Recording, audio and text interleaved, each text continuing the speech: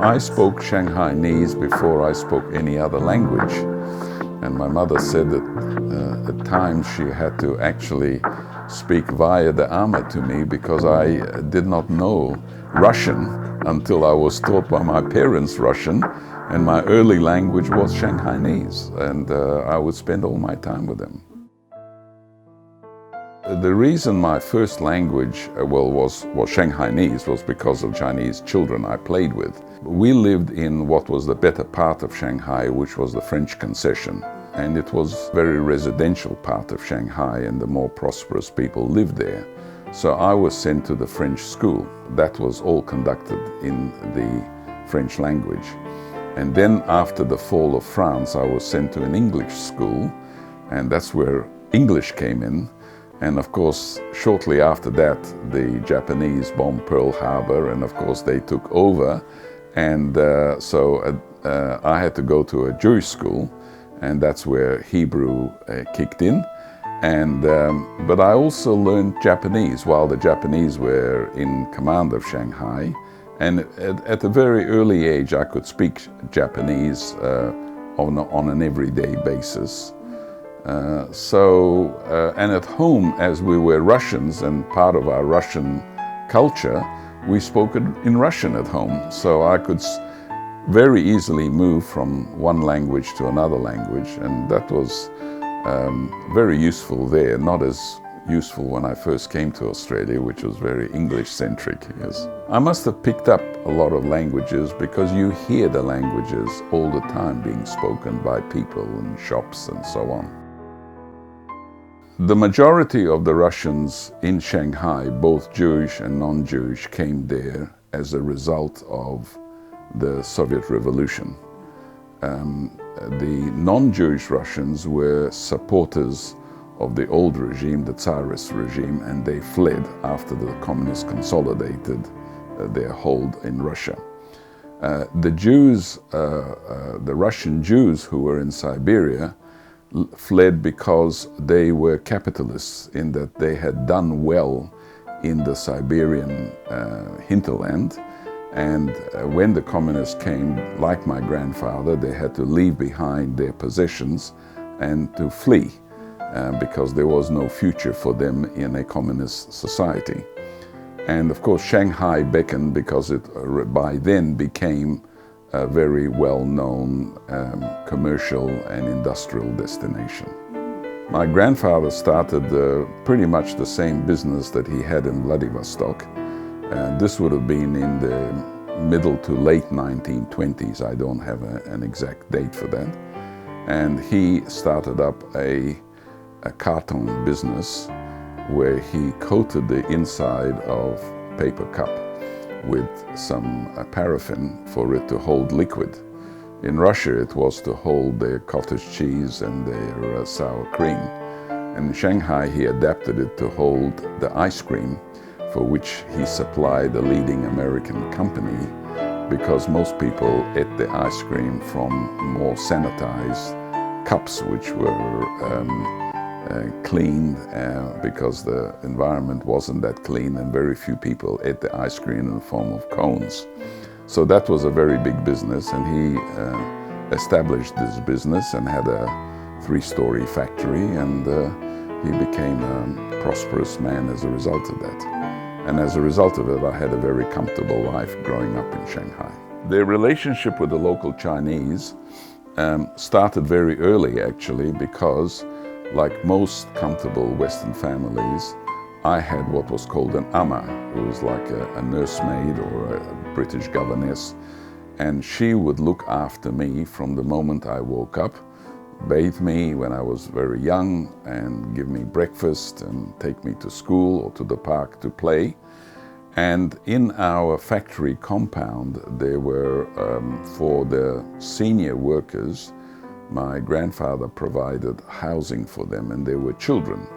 And I remember I was also very, very friendly with the daughter of the manager, the Chinese manager of our factory. And she became, she was a pretty girl, and she became a leading actress in China later on. And then But socially, later on, as we grew up and went to European schools, we started to socialize more with Europeans.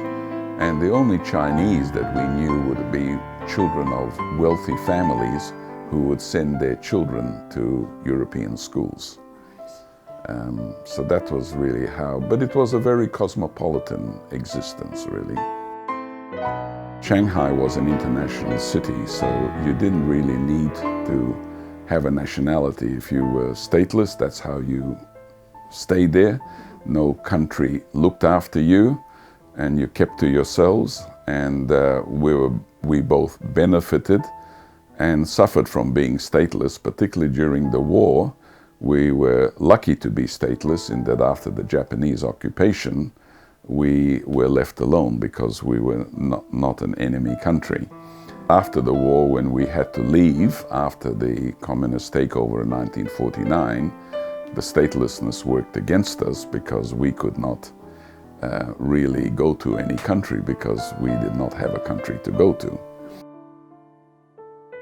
You were introduced to quite a bit of Chinese culture because the writing and the language generally was Shanghainese and Chinese. I remember Chinese funerals which were very long because the Chinese believe what they burn as a paper replica of possessions they will have in the afterlife. So you see long Chinese funerals with houses and motor cars and all of that sort of thing. You see another thing about China at that time in that the majority of Chinese were quite illiterate. There would be in the main streets long tables with scribes to whom they would write a letter to their folks in the Chinese villages, because most of the Chinese came from Chinese villages drawn to the employment opportunities in Shanghai. But the main thing that stays in my mind is the extreme poverty of the Chinese. I also retained a lot of the civilization of the Chinese, the culture. It infused your system because in the Chinese mentality there is a great importance paid to form as well as substance.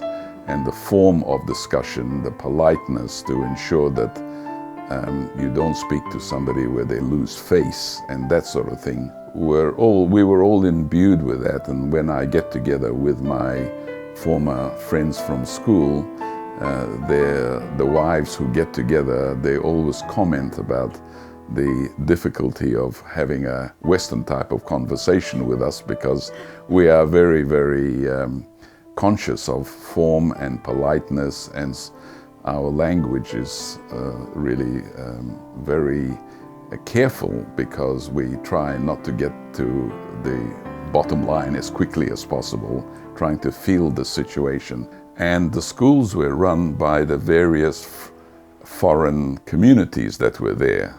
And I started off in the French school, and then after France fell, my grandparents took me to an English school. And then when the war broke out, the English school was closed down by the Japanese. I went to a Jewish school. And after that, after the war, they sent me to an American school.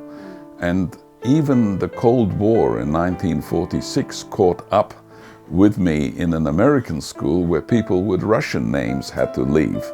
The modern Jewish community started with the Sephardi Jews who originally came from Baghdad and India, and they liked the names like Sassoons, Haduns, Kaduris, and they were very Anglo-prone, and they were very successful. They were really called the Rothschilds of the East. They were so successful.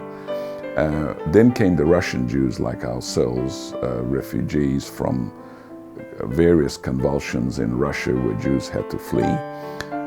But Shanghai is best known as a haven for some 18 to 20,000 German and Austrian Jews who fled there in the late 1930s when the anti-Semitic incidents became very, very bad in Germany and in Austria. And they had nowhere else to go, and they came to Shanghai because being an international city, you did not need any visas to get there. They really did not have connections to go to any other countries. We were from a comfortable background, and we really didn't want to go anywhere that we could go. We wanted to go to a place where we would be comfortable, and fortunately my mother had a distant relation. The families originally knew each other from Siberia, and he had settled in Melbourne, having married an Australian woman. And somehow she kept up a lively correspondence with all her family and knew that he was living in Melbourne, and he agreed to sponsor us. It was a very big adventure for me to leave Shanghai as a 17-year-old boy and make the long and slow trip from Shanghai by train to Canton, then to wait for a ship in Hong Kong, then to get to Sydney, and then from Sydney to Melbourne. Australia was never a very easy country to sort of enter as a migrant. It had to be done on the basis that at that time Australia had a dual migration policy, apart from the fact that it still had a white Australia policy, and that you could come as a migrant, and many English and European migrants came under the program whereby it was very cheap, because many people, migrants, were poor, but you had to live in country towns and you had to work in the Snowy Mountains project and so on. In our case, we knew all of that, and naturally my father didn't want to be subject to that. So what was required really was a visa whereby the relation had to promise the Australian government by an indemnity to say that we would not be a charge on the Australian government. They would let you in if you had enough money to live on and you didn't need any money from the government. The book was completed about 7 years ago for my 75th birthday, which was the launch date. And my wife had been at me to put together all these stories about China into one coherent form as a living legacy for the family and friends and so on, and which required quite a lot of work because I was not a natural author, and I would spend several days a week at the State Library putting. Fortunately, I had a lot of memorabilia in terms of photographs and certificates and so on, which I didn't allow to be thrown out. And so I produced the book, and my daughter-in-law, Romy, who is a lawyer but decided to go into media work, she was interested in it, and she picked up the challenge of transcribing all of my writings and edited into a very readable narrative. And it actually was very successful. Looking back, we were hesitant about the numbers that we would print, but everything sold out very, very quickly. And then came the opportunity through a Chinese translator to translate the book into Chinese. And when I gave it to a professor friend of mine in Shanghai who introduced me to a publishing house, they took it on, probably hesitatingly, and were themselves surprised how popular it became. In fact, there was a second edition of that book which has been published. The book is called Goodbye Shanghai. It certainly was a bizarre world, which was really an incentive for me to write about it for our children and grandchildren born here in Melbourne, Australia. And I wanted to give them an idea of a totally different culture in which I grew up. So much interest of this life in Shanghai, and it still stops dinner conversation when people ask me about my accent and I say I'm from Shanghai. And that of course kills all other conversations, and everybody gets involved in Shanghai. So there's been a lot of interest in the story of Shanghai. It's a very unusual story, and particularly the Jewish aspect of it was quite unusual, and there's been a lot of interest in that.